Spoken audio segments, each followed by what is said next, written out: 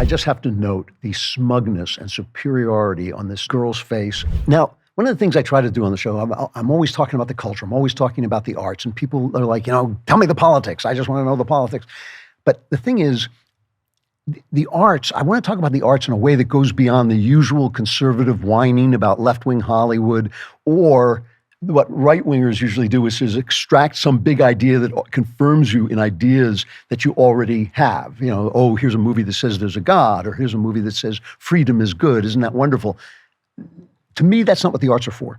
The purpose of the arts for me is to create an engagement that changes your life and opens your mind in a new way. There's nothing wrong, obviously, with enjoying a book or a video game or a movie for pure entertainment.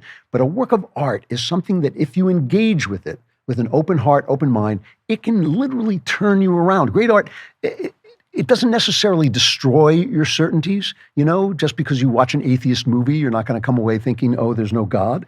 But it does expand your certainties. It does let you fit more into them. Art can give you a God's eye view of humanity so that you have sympathy for a person who in real life you might hate. I mean, even a criminal who you might think, well, that guy has to go into prison, but still now I sort of understand him better because I read Crime and Punishment or whatever the work of art is. And you can see how an entirely different world view than your own can make sense of the world, which may not change your mind, but may give you a way of seeing your own view as not a monopoly. You don't have a monopoly on the truth. Nobody has a monopoly on the truth. These things are incredibly refreshing. I mean, I'm a very religious person. I talk about it all the time, but God is infinite, so I don't know everything about him. And sometimes if I want to hold on to him too tight, if I want to believe I know too much about him, I become small-minded, or I might become hateful. I've seen that happen to people who are religious.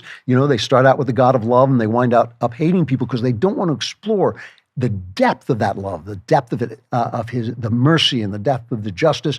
They just want to get right to the I'm right, you're wrong part of life, which is the easy part of life. Art opens your minds about this. So these last couple of weeks, two events came together that I just think speak into one another so profoundly and speak about something that is truly one of the biggest issues that I think Gen Z people have to solve, which is the relationship between men and women. So two things happened. One was the Feast of the Annunciation, and you know what that is. The Annunciation is when the angel Gabriel comes to the Virgin Mary and says, you're going to bear a child by God. And Mary says, yes, I'm the handmaiden of the Lord. Do what you want to do. And this is, people like to sort of picture Mary as perfect, but she's a peasant girl, an unpracticed girl who doesn't really know what's happening. She doesn't, even after Jesus is born, she knows something is going on, but she doesn't quite know what. At one point when he starts preaching, she's afraid that he might have gone insane and goes to bring him home. When he gets lost in Jerusalem, she's worried. She doesn't understand that he's doing the thing that he has been sent to earth to do. She is putting herself in the position to experience enormous joy, the joy of motherhood, enormous love, and a grief that she could not possibly understand until she experiences it. She is opting for life by saying yes, which is, in their smaller way, what every mother does.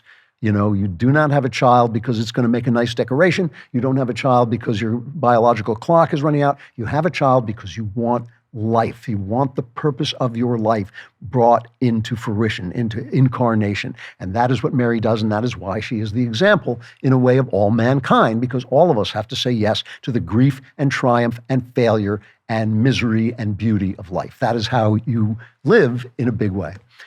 Same time this happened, something far, far more important than the mere annunciation of the conception of the Savior, Snow White the movie opened. And this is the live, I'm sure as you've heard enough of, the live action version of the 1930s cartoon version by Disney that was an epoch-making event in the history of movie making. It was the first animated film that had the kind of Disney magic that had depth, that had absolute, it was riveting, and it's based, of course, on a Brothers Grimm story.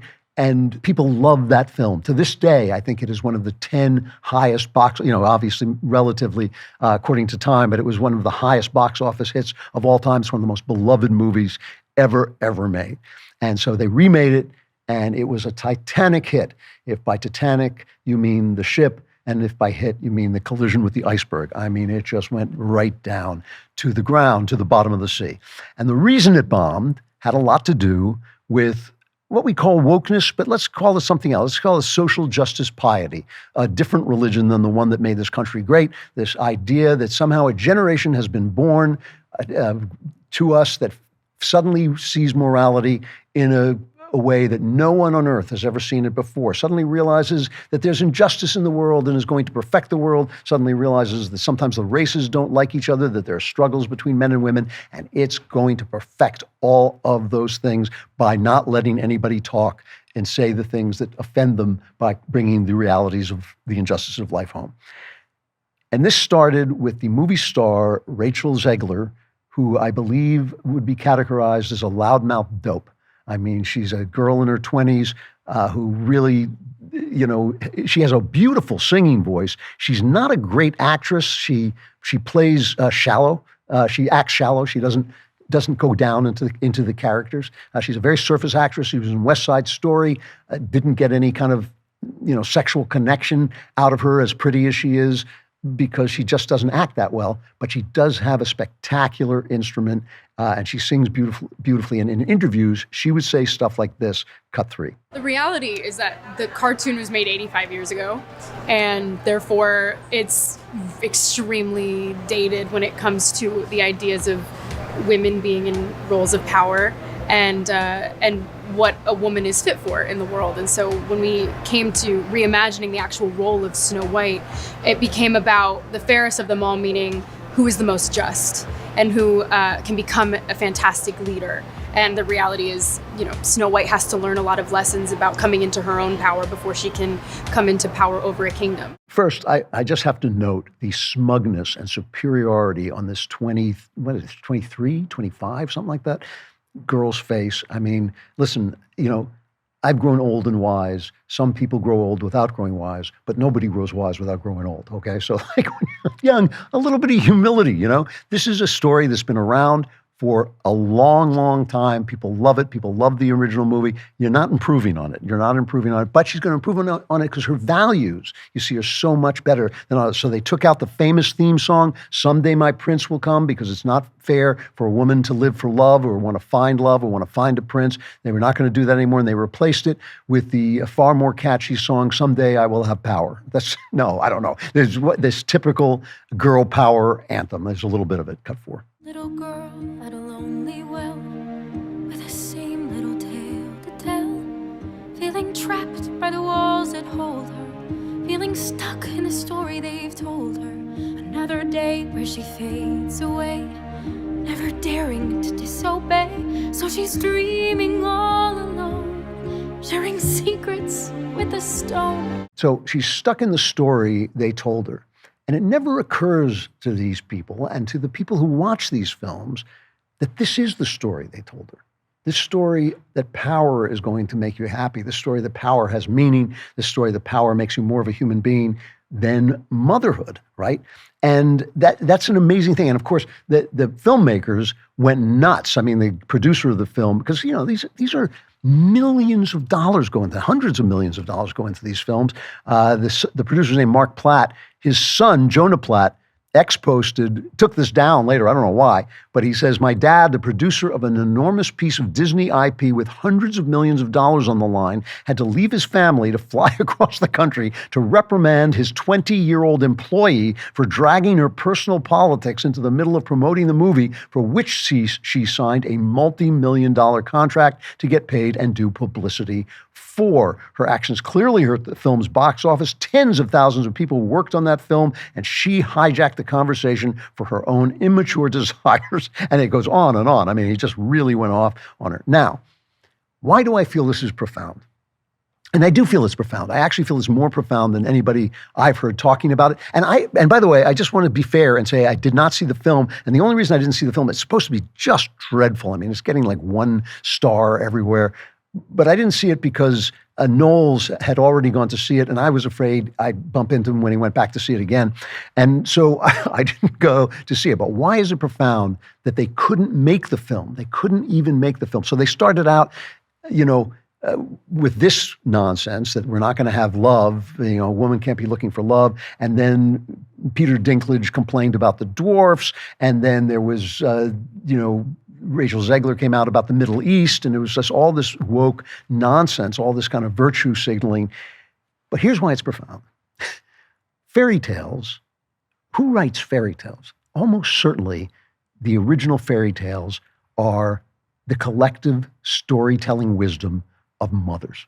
The Brothers Grimm went around and collected these stories in the early 1800s, mostly from women.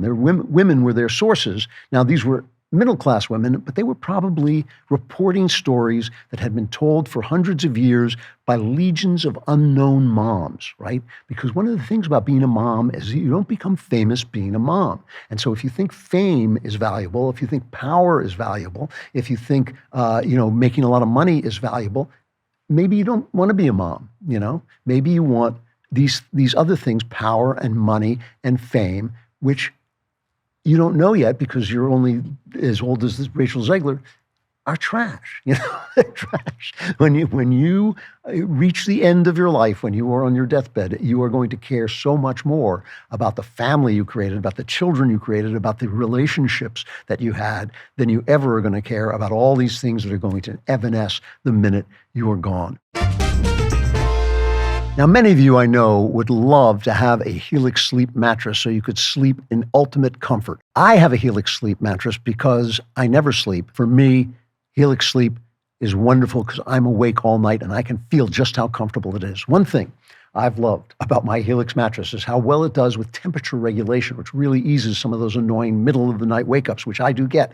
Plus, it's easy to connect to other wearable devices so you can actually see the data to back up your sleep improvements. What makes Helix different is they don't just sell you a random mattress, they actually match you with the perfect one for your body and sleep style. Whether you're a side sleeper, back sleeper, or like me, a non-sleeper, they've got you covered. And trust me, when you find the right match, you will wonder how you ever slept or lay awake on anything else. Right now is actually the perfect time to upgrade your sleep because Helix is offering a sale for their spring savings event. Go to helixsleep.com/Klavan to get 20% off site-wide. Hey, that's good. That's helixsleep.com/Klavan for 20% off site-wide. Start sleeping better and even lying awake better with helixsleep.com/Klavan. Now, these women in these stories that the Brothers Grimm collected were passing on to their children bedtime stories that contained what they knew about life, which was a lot because they had created life, and they not only created life, but they had nurtured it into full humanity, which is what moms do, right? And they knew what the Virgin Mary knew, that you have to say yes to the burden and the privilege and the joy and the grief of being motherhood, because that is the highest life. That is the highest life that a woman can have. And when they say, what do you mean you'll only be a mom? Well, as I always say to you, what would happen if all the women astronauts disappeared? There would still be great astronauts, just as many great astronauts. What would happen if all the mothers disappeared? Society would go with it.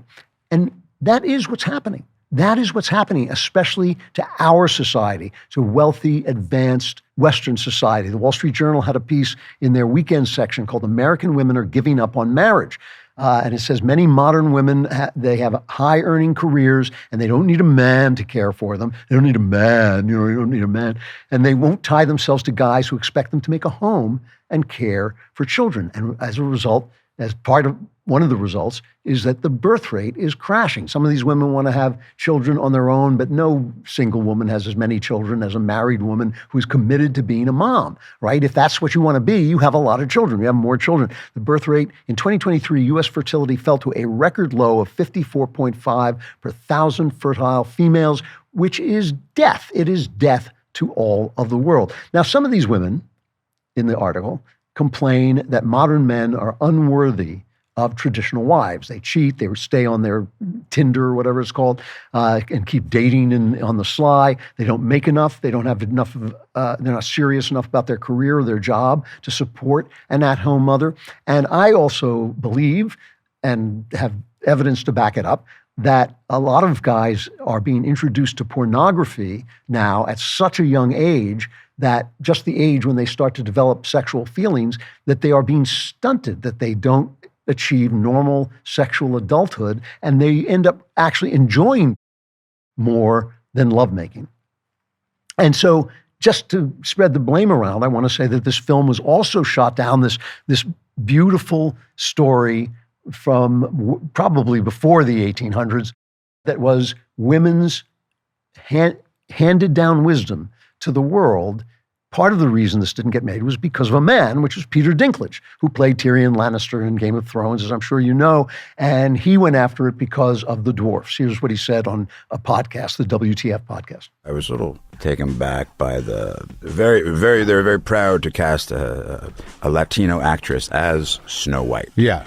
But you're still telling the story of Snow White, yeah. Seven Dwarfs. Sure. So take a step back and look at what you're doing there. It makes no sense to me. You're progressive in one way, but you're still making that fucking backward story of seven dwarves living in a cave. What the fuck are you doing, man? So listen, I don't want to minimize his shortcomings or say that being a dwarf is not an affliction. I'm sure his life has been made much, much, much more difficult by being a dwarf. He is also the luckiest dwarf who ever lived. He is a dwarf actor born right in time to play the greatest romantic lead of the decade, which is a dwarf. I mean, how many people has that happened to? I can tell you, none.